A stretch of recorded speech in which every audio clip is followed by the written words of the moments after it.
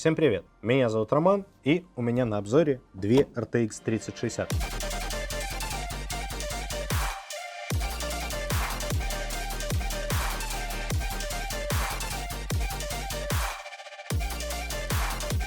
Что у меня здесь такого интересного? 3060 гейминг от Gigabyte, OS-версия, прошка, по-моему, да? Не прошка, обычная. Почему? Что такое ревизия 2.0? Она не майнит. Чтобы вы понимали, защита от майнинга. Здесь у меня Aorus Elite. Тоже ревизия 2.0, тоже не майнит. Майнеры сразу могут выключать это видео. И почему, собственно, я обозреваю вот конкретно две этих видеокарты. И что я хочу найти в них, так скажем. Это 2 гигабайта, оба 3060. Даже частоты у них очень похожи. Но карты между собой все равно отличаются. Вот это. Самая красивая версия Gigabyte на 3060. Это Aorus Elite. Здесь есть даже небольшой экранчик, на котором, правда, подсвечивается логотип Aorus и загорается индикатор, когда вентиляторы остановлены. Но есть кольца подсветки в самих вентиляторах. Для боковой установки вот так. Самое красивое исполнение. Когда она стоит так, уже на самом деле лучше взять Master или Extreme с экранчиком вот здесь. Но по сути они по идее только наличием экрана и должны отличаться, поскольку это все-таки версия Aorus. Это у нас гейминг. Оптимальная версия, если вы не хотите тратить много денег. И, наверное, скажу вам так, практически одна из лучших версий RTX 3060 за свою стоимость. Большой радиатор. 3 вентилятора, правда, на их качество бывают жалуются, ничего не поделаешь, придется менять по гарантии. Но в целом, то есть видик довольно интересный и достаточно классный. Тоже ничего сверхъестественного, подсветка вот буквально одной надписи гигабайт, но карта при этом дешевле. В текущих реалиях, когда я снимаю этот ролик, разница между ними 20 баксов и, соответственно, более массивный радиатор Aorus предпочтительнее. Насколько он более массивный, мы посмотрим, конечно, когда я ее разберу. А разберу я две карты. Но в целом карты, видите, так, достаточно заметно отличаются по толщине. То есть это 3 слота, это 2 слота. Ну и интересно посмотреть, чем же на самом деле отличается версия Aorus, кроме разъема, от гейминга. На самом деле, понятно, что радики разные, но что еще здесь такого интересного? Это окно. Как видите, у меня, по-моему, есть обзор на RTX 3060, и я говорил, что вот это окно, оно маловато, его можно было сделать больше. Не знаю, кто из компании Gigabyte меня смотрит, но если вы меня смотрите, молодцы. Как говорится, подписывайтесь на канал, пишите в комментарии. Я много чего интересного расскажу по вашим продуктам, что можно было бы улучшить. И вот это окно, это как раз такое улучшение, давайте вот так я их покажу, которое можно было сделать. Это так называемый сквозной продув, который придумала компания Nvidia. Правда, она не была в этом первой, но все же. И через такую дырку в карте воздуха проходит больше, чем через такую. Здесь, правда, есть такое хитрое антикрыло, которое вроде как направляет воздух вот вдоль этой пластины, вдоль элементов с обратной стороны платы, но на практике лучше положить туда тупо термопрокладки и не заморачиваться, оставив это окно большим. Если там термопрокладки, давайте посмотрим. Видно будет, конечно, когда я ее разберу, но визуально здесь ничего нету. И это зря. Я еще разберу, мы еще посмотрим, но выглядит как будто их нету. Дальше, что у нас тут такого интересного? Я хочу здесь посмотреть. Это переключатель биосов. Здесь он есть, здесь его нет. Плохо, лучше бы был. То есть, место на плате для него есть, а по факту его нет.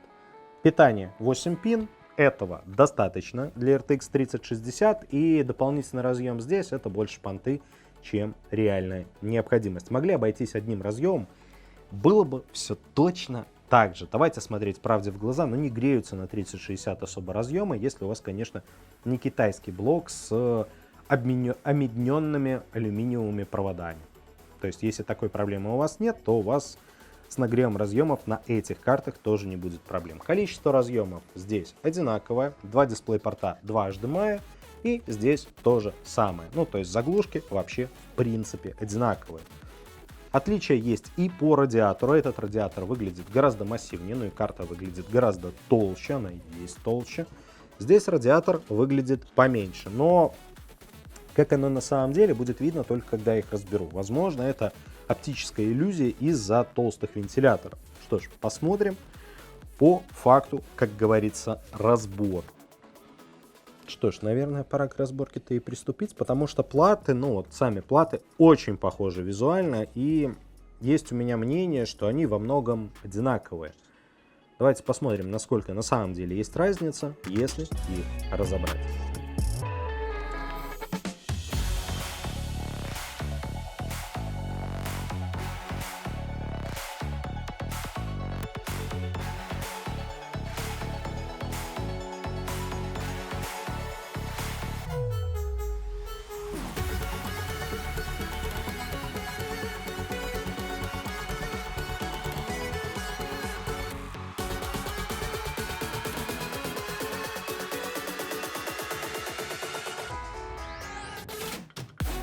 Так, две видеокарты. Сразу, как говорится, как я их разобрал, у меня появился повод знатно сгореть.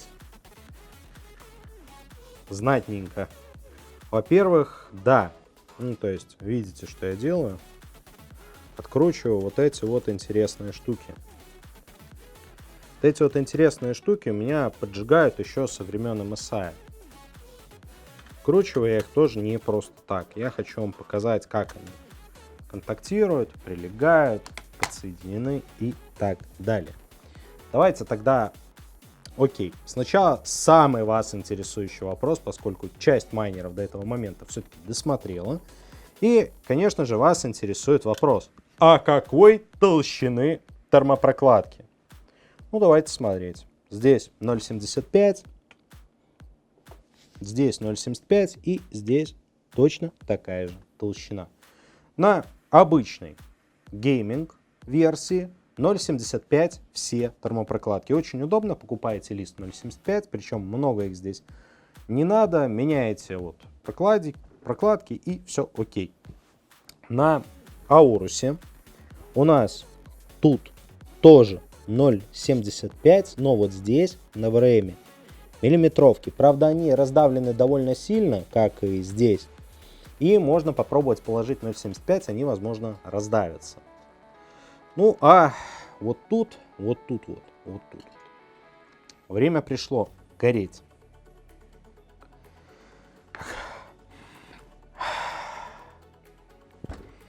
Система охлаждения. Во-первых, толщина системы охлаждения. Да, она отличается. То есть посмотри на меня, посмотри на соседа. Здесь радиатор толще. То есть он, вот вам не видно, но я вам покажу со шкалой. Он толще везде. Вот я меряю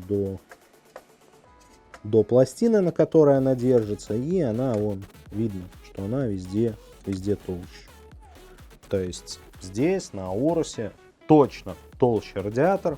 Другое количество тепловых трубок, они все прямоконтактные, все с хорошим контактом, обратите внимание, что контакт и на гейминге, и на Аурусе окей.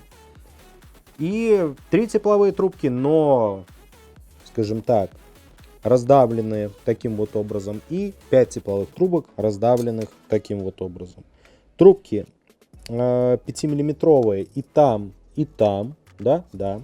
Здесь они просто сплющены посильнее. Они кажутся вам меньше, но это и то, и другое. То есть трубки 5-миллиметровые, просто здесь они по-другому раздавлены. А тут они прям вот в кубики спрессованы. То есть, соответственно, там, здесь с двух сторон получается. Ну, вот 2 крайние раздавлены в бок. И с одной стороны сверху. А здесь они раздавлены еще и между собой. То есть 4-гранником. Поэтому они кажутся тоньше, хотя на самом деле их толщина вот в этих местах она абсолютно одинаковая, то есть это 5-миллиметровые трубки. Ну и соответственно больше трубок лучше. Бэкплейты, они оба из металла, то есть оба алюминиевые, никаких термопрокладок, то есть ни на гейминге, ни на Аурусе на них не приходит. Если хотите, можете положить сами, главное сохраняйте штатные серые термопрокладки, если потом придется сдавать их в гарантию. Ну и, соответственно, давайте тогда посмотрим сразу, перед тем, как я сгорю окончательно, давайте посмотрим на сами карты. То есть они очень похожи. В принципе, платы выполнены одинаково, но в Аорусе другие элементы. И не знаю, лучше они или хуже, они другие. На 2 фазы больше, но в основном все то же самое. Катушки, конденсаторы, есть небольшие отличия, но элементы напаяны, ну, скажем так, вот так. Платы схемотехнически, ну, вот вся силовая часть, она вообще никак не отличается.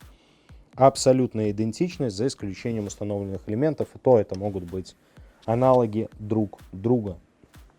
В части подключения здесь видно, что добавился еще один разъем, ну и больше разъемов, отвечающих там за управление подсветкой и всего остального. То есть если здесь эти места пустуют, вот здесь эти 2 места пустуют, то здесь прям все разъемы на месте, все это, но не все задействуется.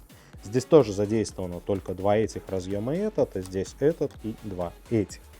То есть как бы плата, понятно, что, видимо, у нас сразу под все версии Ауруса.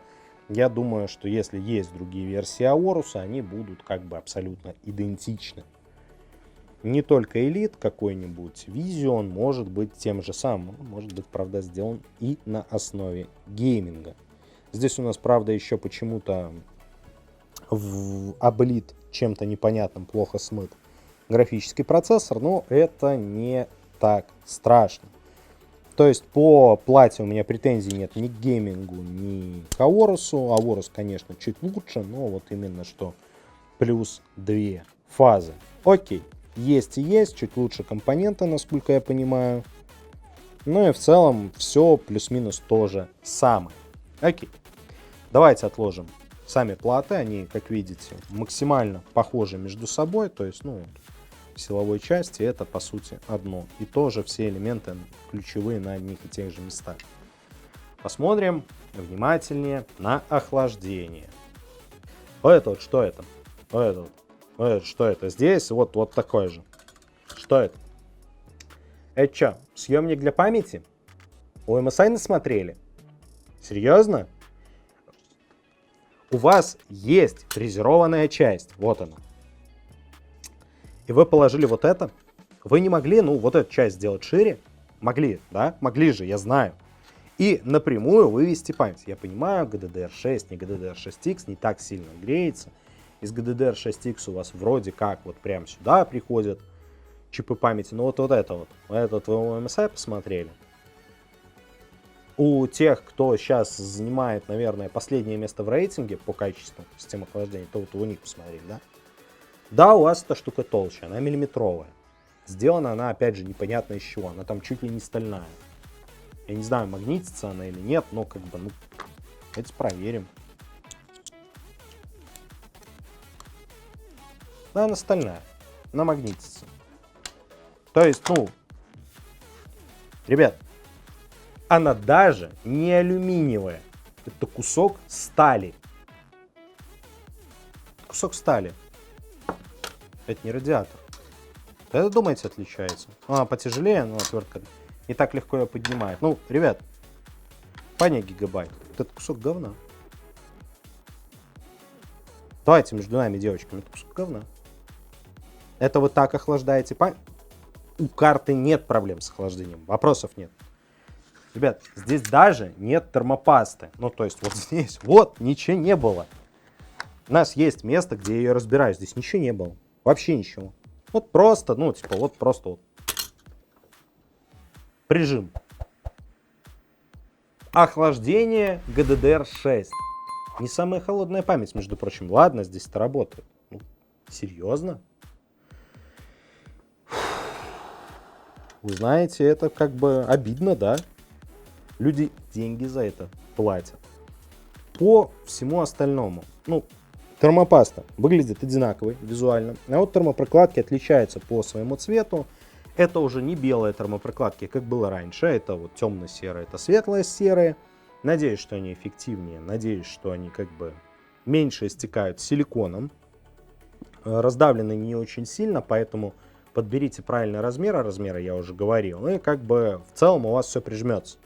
Ну и прижим к чипу, ну вот контакт с чипом, он прям практически образцовый, поскольку здесь четко виден металл, там четко виден чип, все в целом окей. Но в целом карта ничего. Охлаждение у Ауруса больше, толще, ну и как бы местами оно в 2 раза толще, вот здесь оно. Ну то есть обратите внимание, здесь можно заменить там 2-миллиметровыми прокладками, она в принципе ляжет здесь на ламели, здесь типа на алюминиевую пластину, и в целом, ну вот прям можно попробовать заменить тупо прокладками, оно ляжет. Потому что, ну как бы, ну вот конечно вот здесь оно плохо ляжет, но anyway. Короче, такое себе. Сейчас будем все это дело собирать обратно. Я буду менять термопрокладочки. Ну и, конечно, положу сюда немножко термопасты. Сейчас это у нас будет вот такая вот MX5 паста. Заодно, как говорится. Ну и в целом, температурные тесты мы сняли до разборки. Если вам интересно, можем снять и после разборки. Но не уверен, что это имеет смысл. На самом деле, как бы я тут сейчас не ругал систему охлаждения, вряд ли что-то сильно поменяется. Ну, по большому счету. Но, как бы, плевок в душу.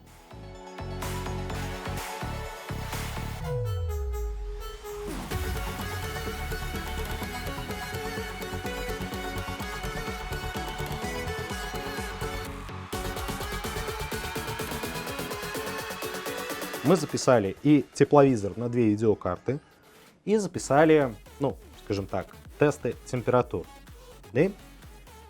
В общем, не знаю, имеет ли смысл их прикладывать. Почему? Правильно, ничего не поменялось. Это говорит нам о чем?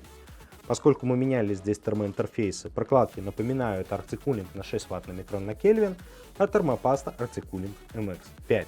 Я, конечно, не могу гарантировать, что у нас точно такая же температура в помещении, как предыдущее тестирование. Ну, как бы мы, во-первых, почти выключили вытяжку, пока записываем, и как минимум час карты здесь полежали, а мы здесь подышали.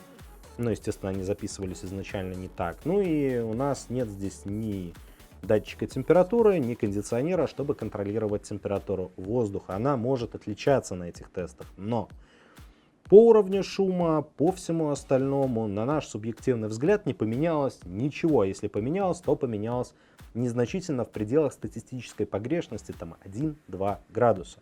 О чем это говорит? Это говорит о том, что штатные термопрокладки, мы можем судить о их качестве по температуре ВРМ, и штатная термопаста, мы можем судить по температуре графического чипа, как бы примерно такая же. Может быть, чуть-чуть они похуже, чем MX5, который мы намазали на кристалл, и наши термопрокладки. А может быть, прокладки даже такие же по эффективности.